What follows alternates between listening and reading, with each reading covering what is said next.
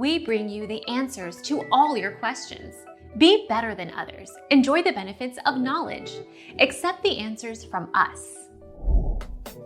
Based essentially on the 427 high-riser short block, the 427 SOHC utilized a forged steel crankshaft and Hemi head pistons. Although part of the Ford FE engine family, the 427 SOHC was essentially hand-built for racing yet never made it to a NASCAR-sanctioned event. Our mission is to provide accurate answers. We think without knowledge, it is impossible to live a balanced life. Be competent, be skillful.